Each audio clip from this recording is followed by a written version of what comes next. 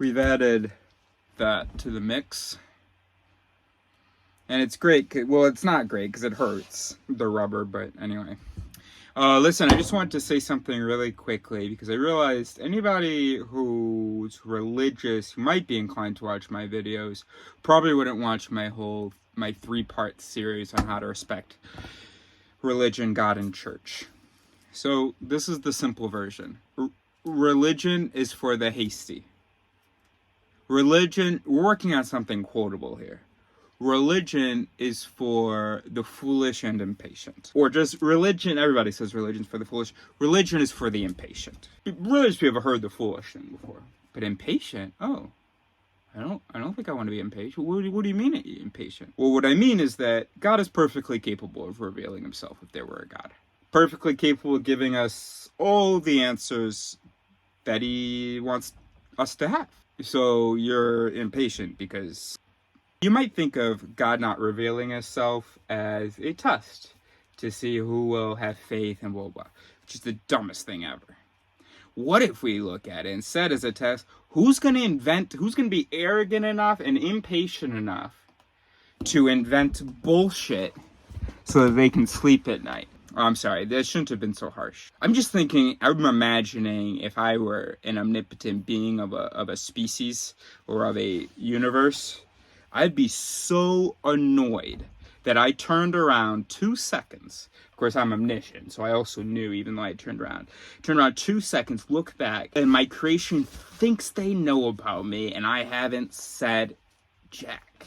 It's just, so any deity is perfectly capable of introducing himself, presenting himself. So I just think you're failing the test, simply put. The test is not, hey, what can you come up with as quickly as possible and kill people for? The test, if there's a test, I would think would be testing a useful quality, which is something like patience, something like having emotional and intellectual stability without stability, without knowing, being okay not knowing, understanding that the world is bigger than you and that there are just so many things you will never know in your lifetime. You can only hope that a generation will know at some point.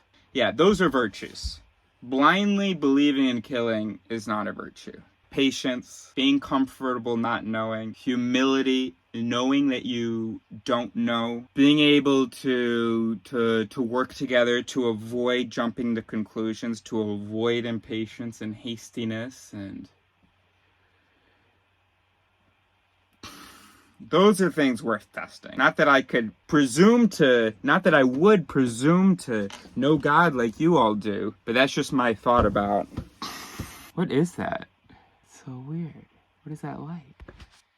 That's my thought about what what you all are doing. In reality, we have no reason to think there's a God.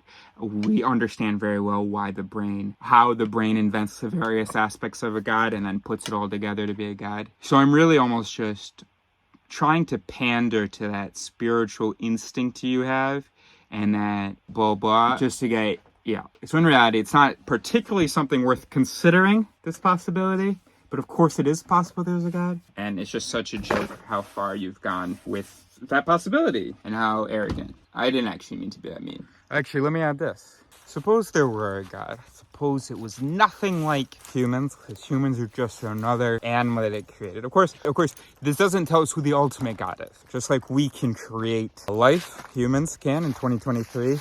This must be some kind of, well, not must be, but a thing that created life, and then we have to wonder, whoa, well, who created you? So it's really not discussion, but anyway, but we would have to imagine that it would probably be very difficult to understand God. We have trouble understanding climate change. We have trouble understanding a lot of things that aren't as complicated as a maintainer, organizer, knower of the universe. We're working on trying to understand the universe through creation. I think we're a long way away from understanding its creator. So in addition to the other virtues I mentioned, you would probably want to test How well do you understand things? How well are you able to follow the information that is given to you? How well are you able to just integrate new information? And we failed that test. We didn't show not only the patients, but we also didn't show the room for new information, the room for new understanding. We invented all these stories, all these different people all around the world and across time invented all these stories. And then when we were actually starting to discover things about the world, all these people were like, oh no, I don't have any room for that. Don't need the millions of texts from the people studying the world. Look what this guy wrote. So just by like every measure, if I could ever imagine being such a being, I don't think that in this imagining I would reveal myself to anyone. And that goes for aliens, by the way. So I'm sure there's intelligent life out there. Maybe even be intelligent life that knows about us. We can't get anything right. They won't be introducing themselves anytime soon.